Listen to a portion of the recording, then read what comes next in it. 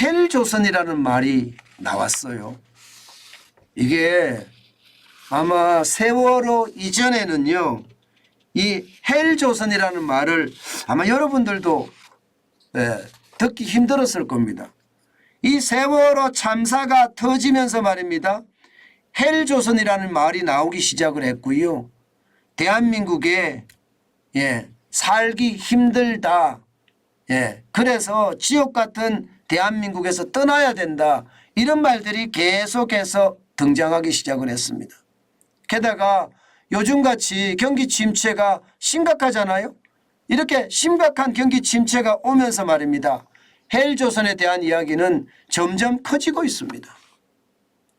실제로 그러다 보니까 여러분, 대한민국 사람이면서 대한민국 사람이기를 포기하는 사람들이 굉장히 늘고 있습니다. 여러분 이거 한번 보세요. 저도 깜짝 놀란 숫자인데요. 2020년 대한민국 국적 상실자입니다. 25,429명입니다. 이게 평균이 말입니다, 최근 평균이 한 2만 명 정도 됩니다. 그런데 2022년에 25,429명이라고 이야기하니까 엄청나게 늘어난 겁니다. 실제로도 한번 보실래요? 얼마나 늘어나고 있는지. 여러분 보세요. 지금 대한민국의 국적 상실자, 이게 후천적이니까 내가 스스로 포기한 사람이에요. 2012년까지만 하더라도 이게 17,638명입니다. 그런데 2016년 이때가 이제 세월호 참사예요. 35,255명까지 늘었습니다. 엄청나게 늘었죠. 그러다가 최근에 또 늡니다. 25,429명. 2022년에. 이렇게까지 느는 것은요, 이 그래프에 그 이유가 있습니다. 그래프에 그 이유가 있습니다. 어떤 이유가 있느냐? 여러분 2016년에 35,255명이 줄었다는 것은 대한민국이 살기가 진짜 힘들어졌다는 거예요. 저는 대한민국의 정신적 내전 상태, 이제는 정치적 내전 상태까지 발전됐다고 생각을 하거든요. 그러면 여러분 대한민국에는요, 이 합리적인 어떤 생각이나 객관적인 판단이 통용되지 않습니다. 내 편이 주장하면 그게 합리적이지 않든 합리적이든 상관없습니다. 그냥 찬성이요, 찬성이에요.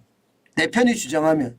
남의 편이 주장하면 그게 설사 객관적인 지표고 그게 합리적인 생각이라고 하더라도 저 죽일 X 막 이렇게 이야기합니다.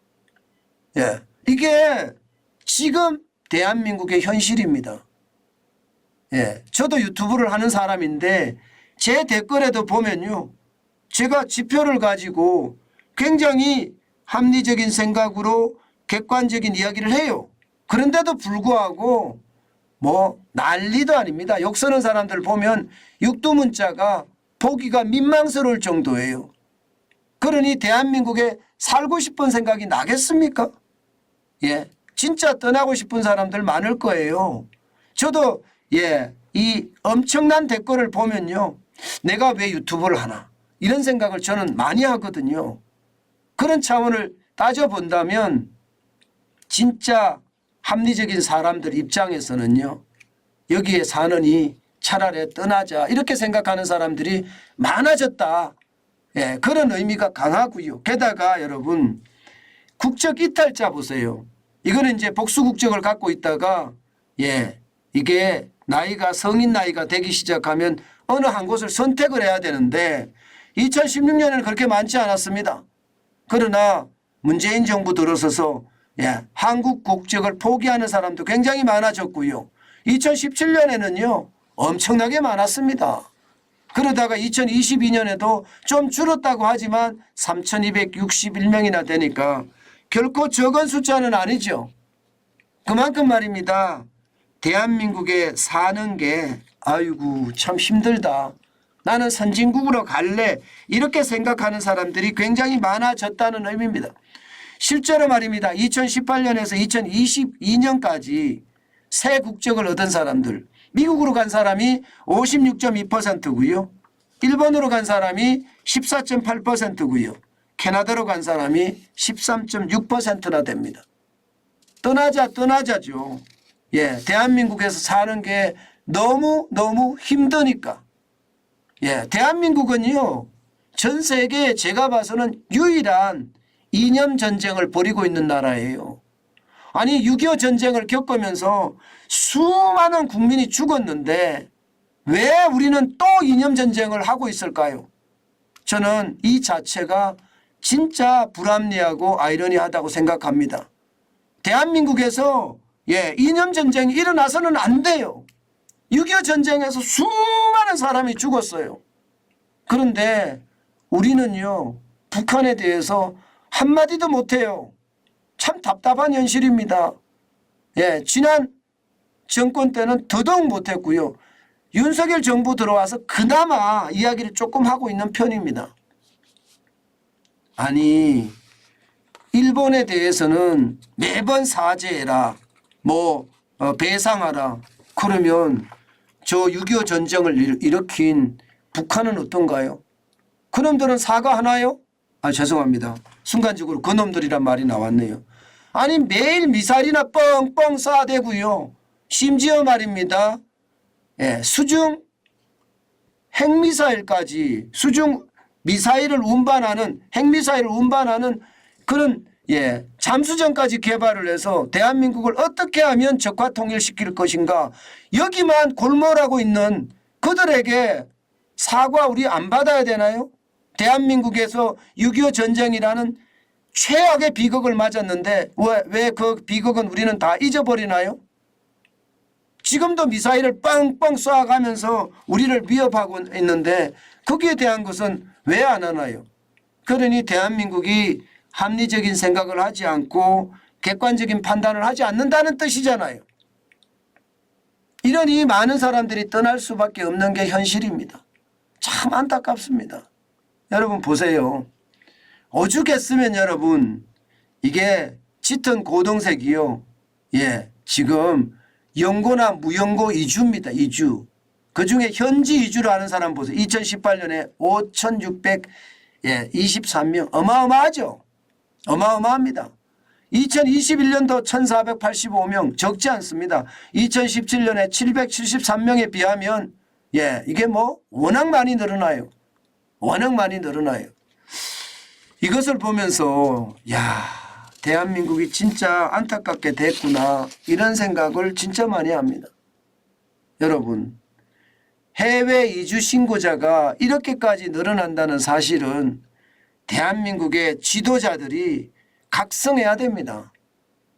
지도자들이 지도자가 아닐 수도 있는 거예요. 제가 가끔 이야기하는 지도자가 아니라 길을 가르쳐 주는 것이 아니라 지똥자라고, 머릿속에 똥만 들어있다고.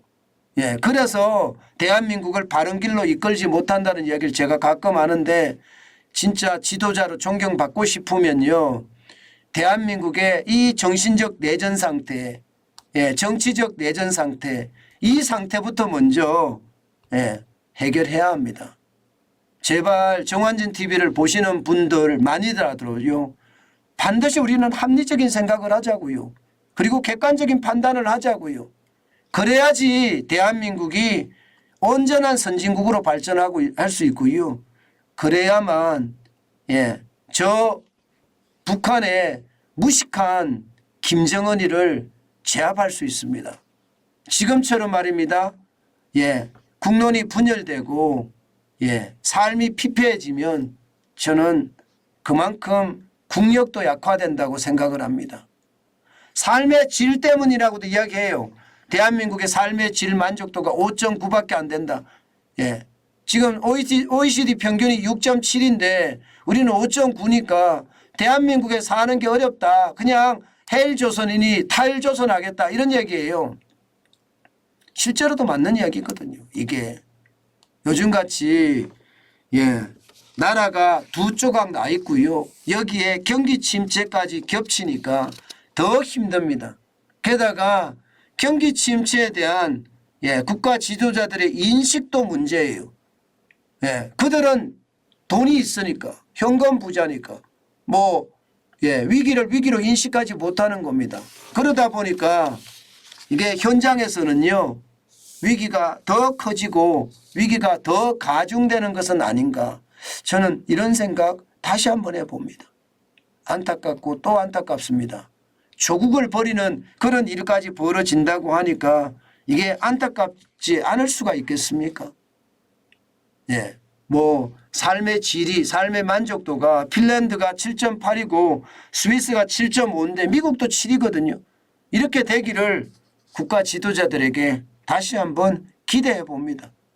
그냥 기대치까지 적고 살 수는 없잖아요. 어떻게 하든 그들이 대한민국의 어떤 삶의 만족도를 더 높여주기를 기대하는 수밖에 달리 방법이 없으니까요. 이것도 어떻게 생각하면 참 안타까운 이야기이긴 합니다. 어쨌든 나라가 좀 조용하고 합리적인 생각이 우리 사회의 기본적인 개념으로 저는 자리 잡았으면 좋겠습니다. 그것만이 대한민국을 더 단단하게 만드는 힘이 아닐까 다시 한번 생각해 봅니다.